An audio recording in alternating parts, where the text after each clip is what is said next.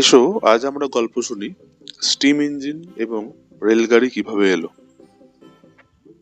এই জন্য আমাদের চলে যেতে হবে অষ্টাদশ শতাব্দীর প্রথম দিকে, যখন পৃথিবীতে মোটর বা ট্রেনের কথা কেউ শোনেনি। এরোপ্লেন তো স্বপ্নের ব্যাপার, বিদ্যুৎ শক্তিও আবিষ্কার হয়নি তখন। এমন একটা সময় স্টিম ইঞ্জিন আবিষ্কারও একটি বিশাল ঘটনা।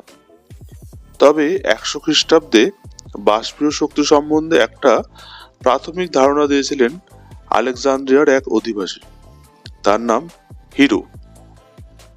1705 সালে টমাস নিউকমেন এবং টমাস স্যাভেরি যে সাদামাটা বাষ্পীয় ইঞ্জিনটি তৈরি করেন, তা দেখেই চারিদিকে হইচই পড়ে যায়।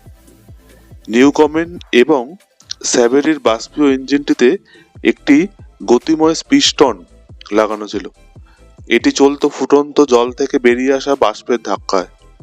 তবে এই ইঞ্জিনটিতে একটা গন্ডগোল ছিল, এর বয়লারে কোনো সেফটি ভালভ লাগানো ছিল না, ফলে যে কোনো সময় দুর্ঘটনা ঘটার সম্ভাবনা ছিল।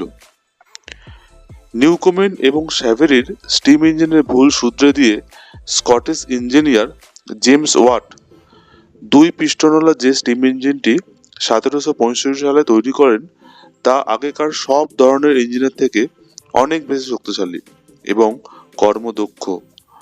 দুটি পিস্টন থাকার ফলে এটি সম্ভব হয়েছিল।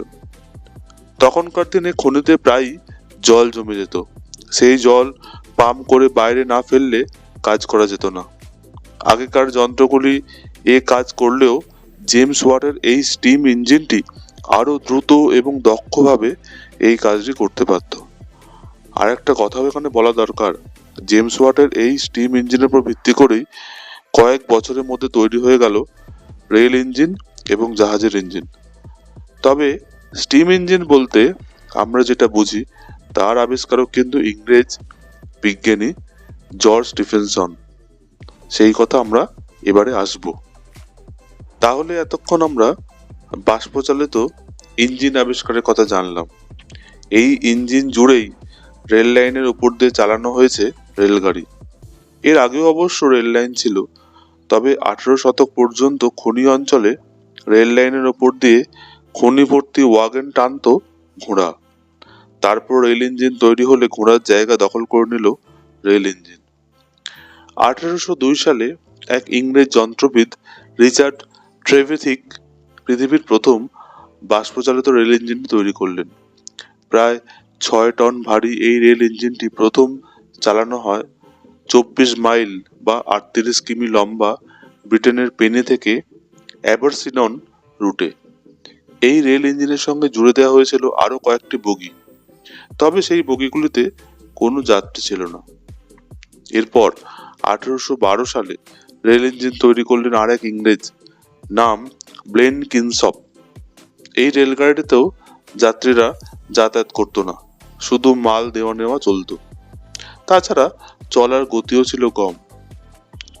আরো কয়েক বছর পরে 1829 সালে ইংরেজ ইঞ্জিনিয়ার রবার্ট স্টিফেনসন যে রেল ইঞ্জিনটি তৈরি করলেন, তার গড় গতিবেগ ছিল ঘন্টায় 16 কিলোমিটার। তবে সঙ্গে অন্য কোনো বগি না থাকলে তার গতিবেগ দাঁড়াতো ঘন্টায় প্রায় 35 কিলোমিটার পর্যন্ত। 40 টন ওজনের এই ইঞ্জিনের মডেলটির নাম ছিল রকেট। এই রকেট ইঞ্জিন লাগানো রেলগাড়িতেই প্রথম যাত্রী চলাচল শুরু হলো। রকেট ইঞ্জিনের ভুলচুক শুধরে দিয়ে আরো একটি রেল ইঞ্জিন তৈরি করেন ইংরেজ ইঞ্জিনিয়ার জর্জ স্টিফেনসন। এই ইঞ্জিনটি যাত্রী সমেত উনি নিজেই চালিয়ে নিয়ে যান।